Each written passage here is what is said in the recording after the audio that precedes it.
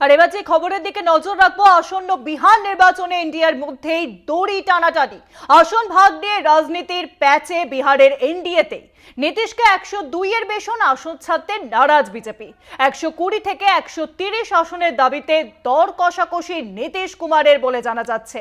এবার 120 থেকে 130 আসনের দাবিতে দর কষাকষি নীতিশ কুমারের। এদিকে নীতিশকে 102-এর বেশি আসন ছাড়তে একেবারেই নারাজ বিজেপি। যে খবর সামনে আসছে বিহারের রাজনীতির, যে খবর সামনে আসছে আসন্ন বিহার নির্বাচন, এবং সেই নির্বাচনে এনডিএর মধ্যেই এবার শুরু হয়ে গেছে দড়ি টানাটানি।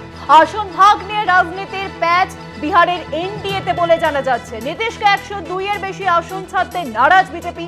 অন্যদিকে 120 থেকে 130 আসনের দাবিতে দর কষাকষি নীতিশ কুমারের বলে জানা যাচ্ছে।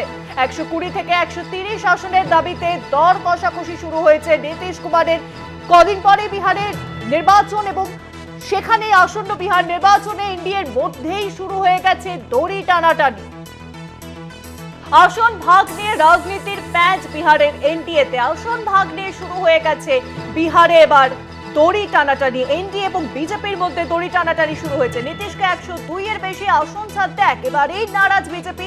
অন্যদিকে 120 থেকে 130 আসনের দাবিতে দর কষাকষি শুরু করেছে নীতিশ কুমার।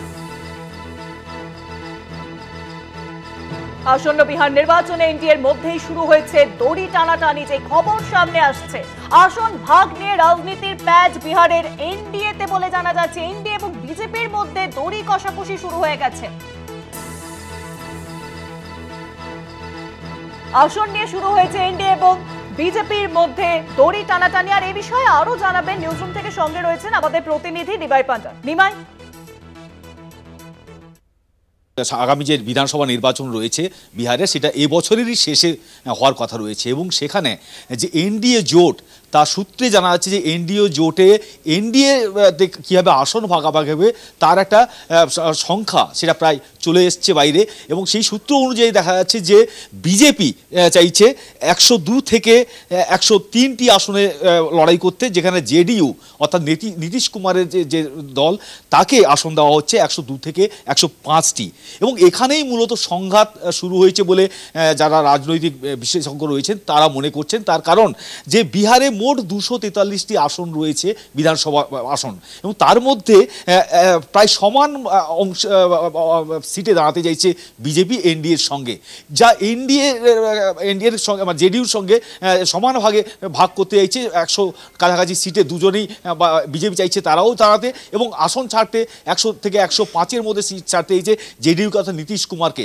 এখানে নীতিশ কুমারের আপত্তি বলে জানা যাচ্ছে যে কারণ বেশি সংখ্যক আসনে অন্তত 150-র কাছাকাছি সিটে নীতিশ কুমার তার দল জেডিইউ দাঁড়াতে চায়, কিন্তু বিজেপি সেই সংখ্যক আসন ছাড়তে রাজি নয়। এবং সূত্রে জানা যাচ্ছে যে গত লোকসভা ভোটে যে আসন যেভাবে জিতেছিল, অর্থাৎ বিজেপি বিহারে মোট 17টি আসন জিতেছিল আর জেডিইউ জিতেছিল 16টি আসন।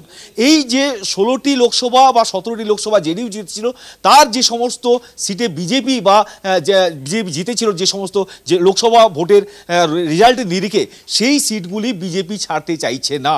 এবং বুঝতেই পারছো যে জেডিইউ তারা কিন্তু আরজেডির সঙ্গে জোট ভেঙে তারা এনডিএতে আসে, নীতিশ কুমার এনডিএতে আসেন।